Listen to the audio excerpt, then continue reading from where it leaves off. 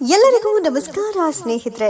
ಶ್ರಾವಣ ಮಾಸದ ಶನಿವಾರದಂದು ಭಕ್ತರು ಶನಿಯೊಂದಿಗೆ ಶಿವನನ್ನು ಪೂಜಿಸಬೇಕು ಹಾಗೂ ಈ 5 ಕೆಲಸಗಳನ್ನ ಮಾಡೋದ್ರಿಂದ ಶನಿದೇವನಿಗೆ ಸಂಬಂಧಿಸಿದ ದೋಷಗಳಿಂದ ಪರಿಹಾರವನ್ನು ಪಡೆಯಬಹುದು. ಶ್ರಾವಣ ಶನಿವಾರ ನಾವು ಯಾವ 5 ಕೆಲಸಗಳನ್ನ ಮಾಡಬೇಕು? ಶ್ರಾವಣ ಶನಿವಾರ ಇವುಗಳನ್ನ ಮಾಡಲು ಮರೆಯದಿರಿ. ಭಕ್ತರು ಶನಿವಾರದಂದು ಶನಿದೇವರನ್ನ ಪೂಜಿಸುತ್ತಾರೆ. ಶನಿವಾರವನ್ನ ಅವನ ದಿನವೆಂದು ಪರಿಗಣಿಸಲಾಗಿದೆ. ಅದರಲ್ಲೂ ಶ್ರಾವಣ ಶನಿವಾರಕ್ಕೆ ವಿಶೇಷ ಮಹತ್ವವೂ ಇದೆ. ಈ ದಿನದಂದು ನಿರ್ದಿಷ್ಟ ವಿಧಿವಿಧಾನಗಳ ಮೂಲಕ ವ್ಯಕ್ತಿಗಳು ಶನಿದೇವರನ್ನ ಸಮಾಧಾನ ಪಡಿಸಬಹುದು ಮತ್ತು ನಿರಂತರ ಸಮಸ್ಯೆಗಳಿಂದ ಪರಿಹಾರವನ್ನ ಪಡೆಯಬಹುದು. ಶನಿದೇವನ ಆಶೀರ್ವಾದವನ್ನ ಪಡೆಯಲು ಭಕ್ತರು ಶ್ರಾವಣ ಶನಿವಾರದಂದು ಈ 5 ಕೆಲಸಗಳನ್ನ ಮಾಡಬೇಕು. ಇದನ್ನ ಶನಿದೇವರ ಪವಿತ್ರ ದಿನವೆಂದು ಪರಿಗಣಿಸಲಾಗುತ್ತೆ.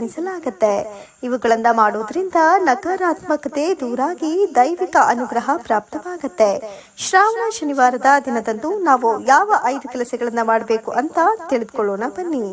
ಅದಕ್ಕೂ ಮುನ್ನ ನೀವಿನ್ನು ನಮ್ಮ ಚಾನೆಲ್ಗೆ ಸಬ್ಸ್ಕ್ರೈಬ್ ಮಾಡಿಲ್ಲ ಅಂದಾದ್ರೆ ಈ ಕೂಡಲೇ ಸಬ್ಸ್ಕ್ರೈಬ್ ಆಗಿ, ಹಾಗೆ ವಿಡಿಯೋಗೆ ಒಂದು ಲೈಕ್ ಮಾಡಿ, ವಿಡಿಯೋ ಸ್ಕಿಪ್ ಮಾಡದೆ ಮಿಸ್ ಮಾಡದೆ ಕೊನೆಯವರೆಗೂ ನೋಡಿ.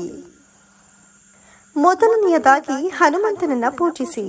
ಹನುಮಂತನನ್ನ ಅಚಲ ಶ್ರದ್ಧೆ ಮತ್ತು ಭಕ್ತಿಯಿಂದ ಪೂಜಿಸುವ ಭಕ್ತರಿಗೆ ಶನಿದೇವನ ಆಶೀರ್ವಾದ ದೊರೆಯುತ್ತದೆ ಎನ್ನುವಂತಹ ನಂಬಿಕೆ ಇದೆ.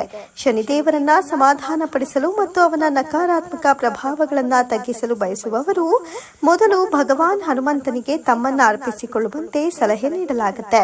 ಭಗವಾನ್ ಹನುಮಂತನನ್ನ ಪೂಜಿಸುವ ಮೂಲಕ ವ್ಯಕ್ತಿಗಳು ಈ 2 ಶಕ್ತಿಶಾಲಿ ದೇವತೆಗಳ ನಡುವೆ ಸಾಮರಸ್ಯದ ಸಮತೋಲನವನ್ನ ರಚಿಸಿಕೊಳ್ಳಬಹುದು. ಎರಡನೆಯದಾಗಿ ಶನಿದೇವರಿಗೆ ಕಪ್ಪು ಎಳ್ಳು ಮತ್ತು ಸಾಸಿವೆ ಎಣ್ಣೆಯನ್ನ ಅರ್ಪಿಸಿ. ಶನಿದೇವರನ್ನ ಸಮಾಧಾನ ಪಡಿಸುವ ಅತ್ಯಂತ ಸರಳ ವಿಧಾನವೆಂದರೆ ಭಕ್ತರು ತಾಮ್ರದ ಪಾತ್ರೆಯಲ್ಲಿ ಸಾಸಿವೆ ಎಣ್ಣೆ ಮತ್ತು ಎಳ್ಳನ್ನು ತುಂಬಿಸಿ ಓಂ ಪ್ರಾಂ ಪ್ರೀಂ ಪ್ರೌಂ ಸಹ ಶನೇಶ್ವರಾಯ ನಮಃ ಎನ್ನುವಂತಹ ಪವಿತ್ರ ತಾಂತ್ರಿಕ ಮಂತ್ರವನ್ನ ಪಠಿಸುತ್ತಾ ಶನಿದೇವರ ವಿಗ್ರಹಕ್ಕೆ ಅರ್ಪಿಸಬಹುದು. ಈ ಆಚರಣೆಯು ಶನಿಯ ಶಕ್ತಿಯನ್ನ ಶಾಂತಗೊಳಿಸುತ್ತದೆ, ಅವನ ನಕಾರಾತ್ಮಕ ಪ್ರಭಾವಗಳನ್ನ ನಿವಾರಿಸುತ್ತದೆ, ಅವನ ಆಶೀರ್ವಾದ ಮತ್ತು ರಕ್ಷಣೆಯನ್ನ ನಿಮಗೆ ನೀಡುತ್ತದೆ ಎನ್ನುವ ನಂಬಿಕೆ ಇದೆ. ಮೂರನೆಯದಾಗಿ ಕಾಗೆ ಮತ್ತು ಅರಳಿ ಮರವನ್ನ ಪೂಜಿಸಿ. ಶನಿದೇವನ ಆಶೀರ್ವಾದವನ್ನ ಪಡೆದುಕೊಳ್ಳಲು ನೀವು ಮರಗಳ ರಾಜನಾದ ಅರಳಿ ಮರವನ್ನ ಪೂಜಿಸಬೇಕು. ಪವಿತ್ರವಾದ ಅರಳಿ ಮರಕ್ಕೆ ಪ್ರತಿ ಶನಿವಾರ ಮುಂಜಾನೆ ಅಥವಾ ದಿನವಿಡೀ ಅದರ ಕೊಂಬೆಗಳ ಮೇಲೆ ಸಾಸಿವೆ ಎಣ್ಣೆಯನ್ನ ಚಿಮುಕಿಸುವ ಮೂಲಕ ಪೂಜಿಸಬಹುದು. ಇದಲ್ಲದೆ ಶ್ರಾವಣ ಶನಿವಾರದಂದು ಕಾಗೆಗಳಿಗೆ ಆಹಾರವನ್ನ ನೀಡುವುದು ಶನಿದೇವರ ಅನುಗ್ರಹವನ್ನ ತರುತ್ತದೆ, ದುರಾದೃಷ್ಟವನ್ನ ದೂರ ಮಾಡುತ್ತದೆ ಎನ್ನುವ ನಂಬಿಕೆ ಇದೆ. ಅರಳಿ ಮರವನ್ನ ಪೂಜಿಸುವ ಮೂಲಕ ಮತ್ತು ಕಾಗೆಗಳಿಗೆ ಆಹಾರವನ್ನ ನೀಡುವ ಮೂಲಕ ವ್ಯಕ್ತಿಯು ಶನಿಯ ಆಶೀರ್ವಾದವನ್ನ ಪಡೆದುಕೊಳ್ತಾನೆ, ಬುದ್ಧಿವಂತಿಕೆಯನ್ನ ಬೆಳೆಸಿಕೊಳ್ತಾನೆ ಮತ್ತು ದುರಾದೃಷ್ಟದಿಂದ ಮುಕ್ತನಾಗುತ್ತಾನೆ. ನಾಲ್ಕನೆಯದಾಗಿ ಇವರಿಗೆ ದಾನ ಮಾಡಿ. ಶನಿದೇವನನ್ನ ನಿಸ್ವಾರ್ಥ ಮತ್ತು ಸಹಾನುಭೂತಿ ಕೆಲಸಗಳನ್ನ ಮಾಡುವ ಮೂಲಕ ಒಲಿಸಿಕೊಳ್ಳಬಹುದು. ಶನಿದೇವನ ಅನುಗ್ರಹವನ್ನ ಪಡೆದುಕೊಳ್ಳಲು ಇರುವ ಅತ್ಯಂತ ಪರಿಣಾಮಕಾರಿ ಮಾರ್ಗವೆಂದರೆ ನಿರ್ಗತಿಕರಿಗೆ, ಬಡವರಿಗೆ ದಾನ ಮಾಡುವುದಾಗಿದೆ. ನೀವು ಅವರಿಂದ ಏನನ್ನು ನಿರೀಕ್ಷಿಸದೆ ದಾನ ಮಾಡಬೇಕು ಎಂಬುದನ್ನ ಗಮನದಲ್ಲಿ ಇಟ್ಟುಕೊಳ್ಳಿ. ಇದರಿಂದ ನೀವು ಶನಿಗೆ ಸಂಬಂಧಿಸಿದ ಎಲ್ಲಾ ಸಮಸ್ಯೆಗಳಿಂದ ಪರಿಹಾರವನ್ನ ಪಡೆದುಕೊಳ್ಳುತ್ತೀರಿ. ಇನ್ನು 5ನೆಯದಾಗಿ ನಿಮ್ಮ ಮನೆಯನ್ನ ಸ್ವಚ್ಛಗೊಳಿಸಿ. ನೀವು ವಾಸಿಸುವ ಸ್ಥಳವನ್ನ ಸ್ವಚ್ಛಗೊಳಿಸಿ ಹಾಗೂ ಮನೆಯನ್ನ ಬಳಸದೇ ಇರುವ ವಸ್ತುಗಳನ್ನ ಮನೆಯಿಂದ ತೆಗೆದುಹಾಕಿ. ಇದಲ್ಲದೆ ನಕಾರಾತ್ಮಕ ಪ್ರಭಾವಗಳು ಮತ್ತು ಭೌತಿಕ ಆಲೋಚನೆಗಳನ್ನ ಬಿಡುವ ಮೂಲಕ ಶಾಂತ ಹಾಗೂ ಸಂಯೋಜನೆಯ ಮನಸ್ಥಿತಿಯನ್ನ ಅಳವಡಿಸಿಕೊಳ್ಳುವ ಮೂಲಕ ಮಾನಸಿಕ ಸ್ಪಷ್ಟತೆಯನ್ನ ಬೆಳೆಸಿಕೊಳ್ಳಿ. ಹಾಗೆ ಮಾಡೋದ್ರಿಂದ ನೀವು ಶನಿಯ ಪರಿವರ್ತಕ ಶಕ್ತಿಯೊಂದಿಗೆ ಸಾಮರಸ್ಯದಿಂದ ಇರುತ್ತೀರಿ.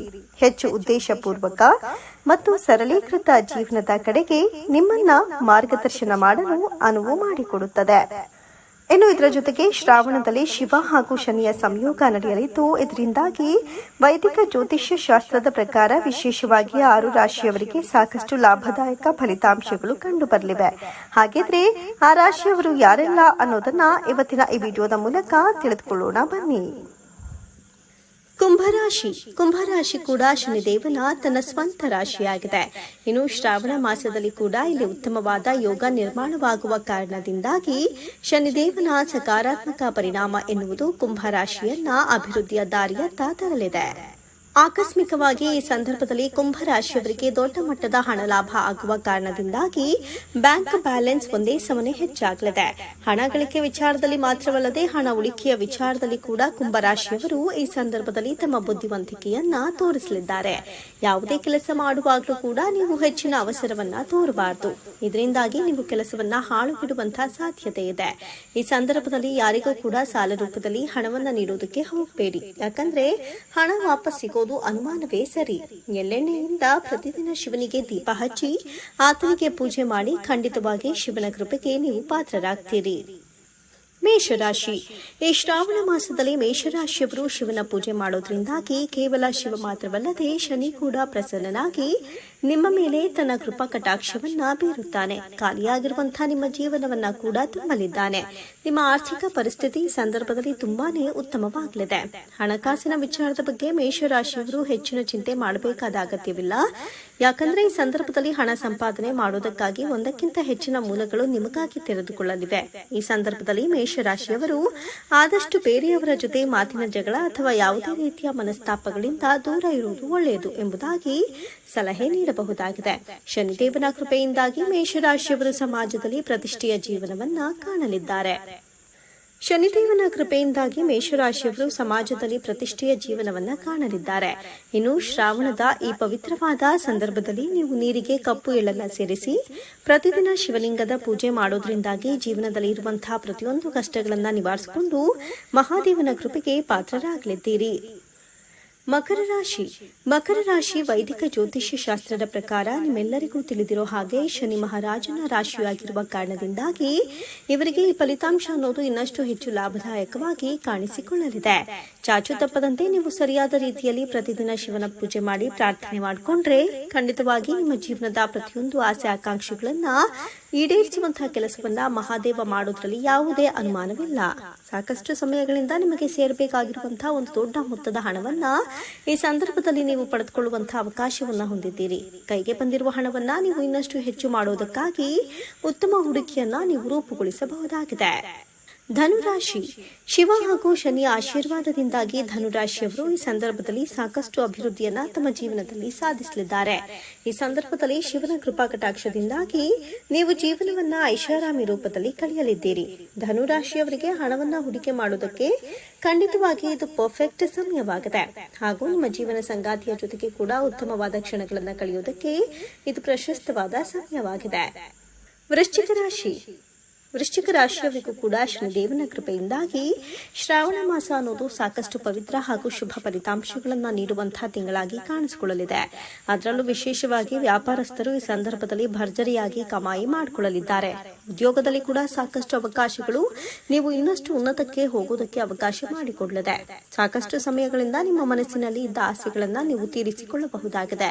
ಹೊಸದಾಗಿ ಯಾವುದಾದ್ರೂ ಉದ್ಯಮವನ್ನ ಅಥವಾ ಯೋಜನೆಯನ್ನ ಕಾರ್ಯರೂಪಕ್ಕೆ ತರುವಂತಹ ಯೋಜನೆ ಇದ್ರೆ ಇದು ನಿಮಗೆ ಹೇಳಿ ಮಾಡಿಸಿದ ಸಮಯವಾಗಿದೆ. ಪ್ರತಿದಿನ ಶಿವಲಿಂಗಕ್ಕೆ ಪೂಜೆ ಮಾಡುವಾಗ ನೀರಿಗೆ ಬೆಲ್ಲ ಹಾಗೂ ಅಕ್ಷತೆಯನ್ನು ಹಾಕಿ ಅರ್ಪಿಸಿದ್ರೆ ಸಾಕು, ಖಂಡಿತವಾಗಿ ನಿಮ್ಮ ಎಲ್ಲ ಇಷ್ಟಾರ್ಥಗಳನ್ನು ಕೂಡ ಮಹಾದೇವ ಈಡೇರಿಸಲಿದ್ದಾನೆ.